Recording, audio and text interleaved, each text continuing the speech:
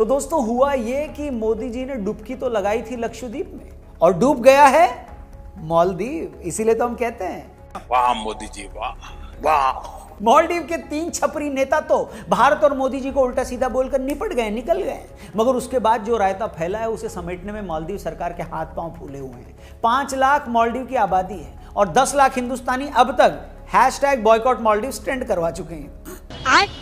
जिस दौरान मैं ये वीडियो बना रहा हूं, एक रिपोर्ट है, कंफर्म तो नहीं करता हूं, लेकिन उस रिपोर्ट के मुताबिक 8000 लोग मालदीव के लिए अपनी होटल बुकिंग कैंसिल करवा चुके हैं और 2500 फ्लाइट टिकट्स भी कैंसिल हो चुकी है। इस बीच जो लोग ऋषिकेश भी यूपी रोडवेज की बस पर लटक कर जाते थे, उन्होंने भी इस मौके का फायदा उठाकर फेसबुक पर ऐलान कर दिया है कि उन्होंने भी अपना मालदीव का ट्रिप कैंसिल कर दिया है।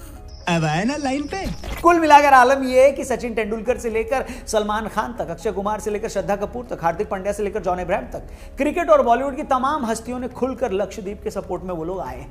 ताज ग्रुप जल्दी वहां पर 2 वर्ल्ड क्लास होटल बनाने वाला है। लक्षद्वीप के एयरपोर्ट का भी जल्द ही कायाकल्प होने वाला है। मगर सवाल यह है कि मालदीव और भारत के बीच ये कलेश आखिर मचा ही क्यों?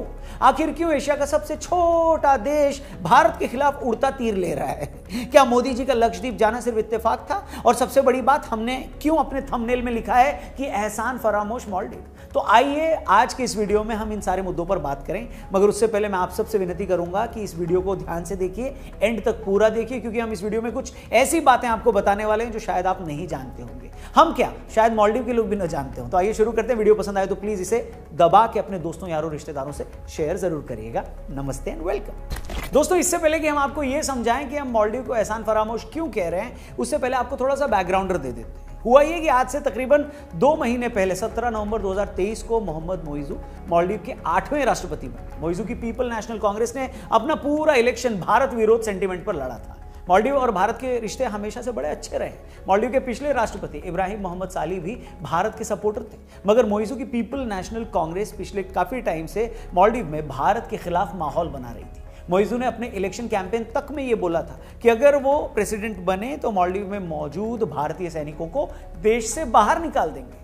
आज तक मालदीव का हर नया राष्ट्रपति सबसे पहला दौरा भारत का ही करता था, मगर मोइजू पहले टर्की गए, फिर एक दिन पहले ही वो चीन के दौरे पर गए। कुछ लोगों का कहना है कि मोइजू या मालदीव की इस नई सरकार के भारत विरोधी रवैये के पीछे चाइना का हाथ है। जो दर्शक नहीं जानते उन्हें बता दें कि पिछले कुछ सालों में चीन ने मालदीव को सैकड़ों करोड़ डॉलर का कर्जा दिया है। चीन ने 20 करोड़ डॉलर लगाकर मालदीव की राजधानी माले से मालदीव के दूसरे आइलैंड हुले माले तक 2 किलोमीटर लंबा एक पुल भी बनाया था। जैसा कि सभी जानते हैं, चीन की फॉरेन पॉलिसी का एक हिस्सा यह भी है कि हर छोटे देश को पहले कर्जा देकर अपने जाल में फंसाओ, और जब उस देश को यह लगे कि वो कर्जा नहीं चुका सकता तो फिर अपनी मर्जी से उस देश की फॉरेन पॉलिसी चेंज करवा दो। पिछले काफी समय से चीन हिंद महासागर वाले एरिया में दखलंदाजी करने की भी कोशिश कर रहा है। चीन की कोशिश है कि श्रीलंका और मालदीव के साथ अपने संबंधों का फायदा उठाकर इस इलाके में भारत का दबदबा कम किया जाए। मालदीव में भी कुछ विपक्षी पार्टियों को जब यह समझ में आ गया कि वो चीन से लिया अरबों डॉलर का कर्जा नहीं चुका सकते, तो वो इस तरह से भारत विरोध की पॉलिसी पर चलना ही उनकी मजबूरी हो गई। मालदीव के मौजूदा राष्ट्रपति मोइजू और इन्हीं की पार्टी के पूर्व नेता अब्दुल्ला यामीन, जिन्हें भ्रष्टाचार के मामले में दोषी साबित होने पर 11 साल की सजा मिली थी, वो भी भारत के खिलाफ इसी तरह का जहर उगलते रहे हैं। इसलिए राष्ट्रपति बनने के बाद मोइजू का भारतीय फौज को मालदीव से जाने के लिए कहना, फिर अपनी पहली ऑफिशियल विजिट पर भारत न आकर चाइना चले जाना, उनकी सरकार के 3 मंत्रियों का खुलेआम ट्विटर पर भारतीय प्रधानमंत्री को गाली देना, उनकी इसी जहरीली सोच का नतीजा है। मगर जैसा कि कहते हैं ना, हाथी के दांत खाने के कुछ और दिखाने के कुछ और। इन 3 मंत्रियों ने भी चौड़े होकर जोश जोश में भारत और मोदी जी के खिलाफ बोल तो दिया, मगर मालदीव की सरकार को 10 मिनट में समझ में आ गया कि ये तो हमने उड़ता तीर ले लिया है। अरे भैया, कर्जा भले ही तुमने चीन से लिया है, मगर मालदीव का टूरिज्म चल तो भारतीयों के भरोसे रहा है। अकेले साल 2023 में 2.5 लाख से ज्यादा भारतीय टूरिस्ट मालदीव गए हैं। हर साल मालदीव आने वाले टूरिस्टों में सबसे ज्यादा टूरिस्ट भी भारतीय ही होते हैं। यहां तक कि मालदीव देश भी भारत से गए डॉक्टरों और टीचर्स के भरोसे चल रहा है। वहां पर भारत की मदद से करोड़ों डॉलर की योजनाएं चल रही है। भारत सरकार ने 2 साल पहले मालदीव के 61 द्वीपों के लिए फिटनेस इक्विपमेंट भी दिए। कोविड के टाइम पर जब टूरिज्म बंद हो गया तो मालदीव के बुरे हालात थे, तब भारत ने 25 करोड़ डॉलर की उनको मदद की थी। और तो छोड़ो, अभी 5 जनवरी को ही वहां के एक प्लांट में आग लगने से पूरे देश में पीने के पानी का संकट पैदा हो गया था, और अगले ही दिन भारत सरकार ने वहां पानी पहुंचाया। मतलब आप सिर्फ इस घटना से मालदीव की हैसियत का अंदाजा लगाइए।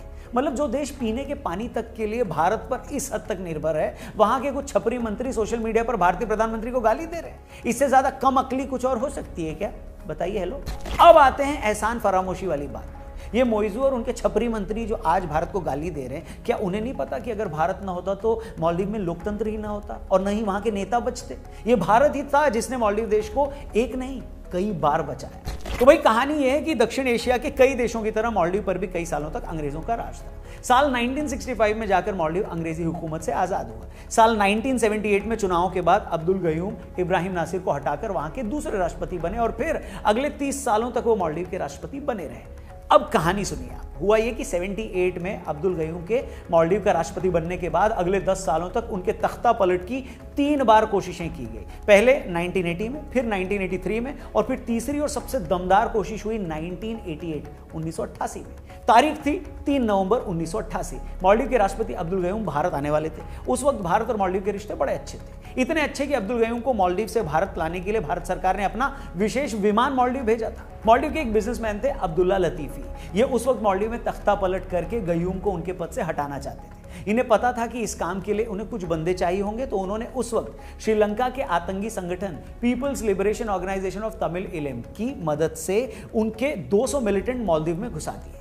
ये लोग बस इस इंतजार में बैठे थे कि इधर गयूम भारत जाएं और वो लोग पीछे से राष्ट्रपति भवन पर कब्जा कर लें। तो हुआ ये कि जिस दिन गयूम को भारत जाना था, तभी भारत सरकार ने ये संदेश भिजवाया कि आज हमारे प्रधानमंत्री को किसी काम से कहीं जाना पड़ रहा है, आप कल आ जाइए। जिसके बाद गयूम वापस राष्ट्रपति भवन आ गए।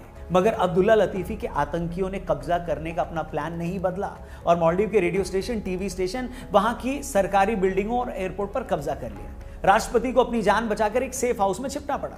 ये वो वक्त था जब मालदीव की सरकार ने श्रीलंका, पाकिस्तान और सिंगापुर से मदद मांगी, मगर सबने अपने हाथ खड़े कर दिए। अमेरिका मदद कर सकता था, मगर अमेरिकी समुद्री जहाज मालदीव से बहुत दूर था। उस वक्त जब मालदीव ने ब्रिटेन से मदद मांगी तो ब्रिटेन ने कहा कि आप भारत से बात करें। मतलब ऐसे वक्त में जब पूरी दुनिया ने मालदीव की मदद करने से पीछे हट गई, पूरी दुनिया, उन्होंने हाथ खड़े कर दिए, उस वक्त मालदीव की सरकार ने भारत से मदद मांगी। और आपको जानकर हैरानी होगी कि मालदीव से मदद मांगने के सिर्फ 10 घंटे के अंदर भारत के पैरा कमांडोज मालदीव पहुंच चुके थे। भारतीय फौज ने पता लगाया कि मालदीव के एक आइलैंड पर अभी कोई नहीं है, तो चंद ही घंटों में भारतीय वायुसेना ने अपने पैरा कमांडोज को वहां पर लैंड करवाया। उसके बाद इन लोगों ने माले पर धावा बोला। भारतीय कमांडोज के वहां पहुंचते ही सारे आतंकी पहली फुर्सत में वहां से भागने लगे। कईयों को पकड़ लिया गया, कुछ ने सरेंडर कर दिया, कुछ का एनकाउंटर करना पड़ा। इसके बाद अब्दुल गयूम को सेफ हाउस से बाहर निकाला गया और भारत सरकार ने मालदीव देश को विद्रोहियों के कब्जे में जाने से बचा लिया। वो 1988 का साल था। भारतीय सेना की उस ऑपरेशन को ऑपरेशन कैक्टस के नाम से जाना जाता है। इंटरनेट पे मिलेगा, आप पढ़ लीजिएगा। गयूम इसके बाद 20 साल तक मालदीव के राष्ट्रपति रहे। गयूम और उनके बाद के हर राष्ट्रपति ने हमेशा इस बात को याद रखा कि सिर्फ भारतीय आर्मी की, हमारी सेना की मदद की वजह से ही उनका देश बचा रहा।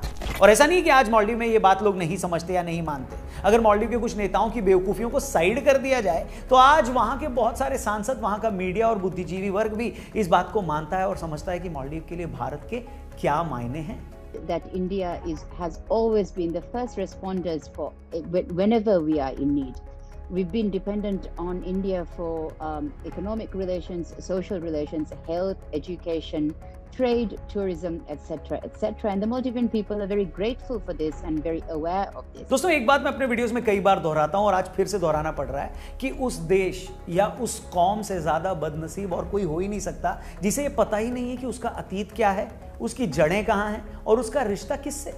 जब बांग्लादेश के कुछ क्रिकेट फैंस भारत की वर्ल्ड कप हार पर बांग्ला भाषा में भारत को गाली देते हैं तो हमें उन्हें उनकी पहचान बतानी पड़ती है। पाकिस्तान के लोग अपनी भारतीय पहचान को झुठलाकर जब दिन रात भारत को गाली देते हैं और खुद को अरब मानते हैं तो हमें उन्हें उनका अतीत बताना पड़ता है। और मालदीव के कुछ कट्टर इस्लामिक नेता जो आज भारत को गाली दे रहे हैं तो हमें भी उन्हें बताना पड़ रहा है फिर से कि भैया अपना थोड़ा सा अतीत जान लो कि कहां से बचे हो, किसने बचाया है। मालदीव का 1000 सालों का बौद्ध इतिहास और उससे पहले का हिंदू इतिहास छोड़िए भैया, मालदीव शब्द तो खुद संस्कृत भाषा के माला और द्वीप से बना हुआ है, जिसका मतलब होता है द्वीपों की माला, यानी गार्लैंड ऑफ आइलैंड्स। और ये मैं या कोई और भारतीय नहीं बल्कि कोलंबी कॉलेज में इकोनॉमिक्स के प्रोफेसर है जॉन हॉगनडॉन ने कहा है कि मालदीव शब्द संस्कृत के माला द्वीप शब्द से बना है, जिसका मतलब होता है गार्लैंड ऑफ आइलैंड्स, और वैदिक समय से इसका यही नाम है। और छोड़िए, मालदीव के लोगों को धीवेहीन कहा जाता है, जो कि धीब या दीब से बना है, और ये दीब भी संस्कृत के द्वीप से निकला है। और एक आखिरी सच, 17वीं शताब्दी में छपी किताब अल्लामा शिहाब अल दीन के मुताबिक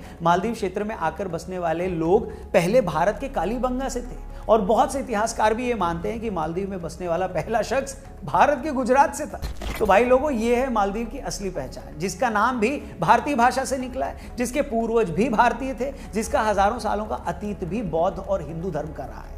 इस मालदीव के कुछ नासमझ लोग अपनी अज्ञानता और कट्टर सोच की वजह से इस हजारों सालों के संबंध और पहचान को कलंकित कर रहे हैं। और जैसा कि मैंने कहा, यह समस्या सिर्फ मालदीव की नहीं है, यही प्रॉब्लम बांग्लादेश की भी है, पाकिस्तान की भी है। एक तरफ दुनिया आज भारतीय संस्कृति और परंपरा की दीवानी हो रही है और जो लोग सच में इस परंपरा से आते हैं वो ही अपनी अज्ञानता और मजहबी कट्टरता की वजह से इसके सबसे बड़े दुश्मन बन बैठे। और जैसा कि कहते हैं, कोई भी इंसान तब तक ये तय नहीं कर सकता कि उसे जाना कहां है जब तक उसे ये ना पता हो कि वो आया कहां से है। शायद इसके बाद और कुछ कहने की जरूरत नहीं है। और हाँ, एक आखिरी बात, जिस मालदीव और लक्षद्वीप की आज तुलना हो रही है, उस लक्षद्वीप का नाम भी संस्कृत के लक्सा और द्वीप शब्द से बना है, जिसका मतलब होता है 100,000 आइलैंड।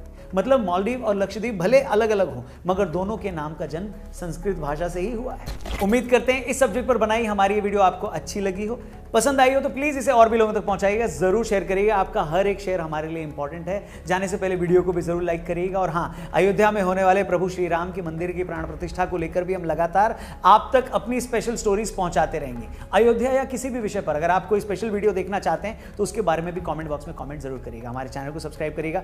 फेसबुक पे देख रहे हो तो प्लीज हमारे चैनल को जरूर लाइक करिएगा। Thank you for watching. जल्दी मिलते हैं। जय हिंद, वंदे मातरम।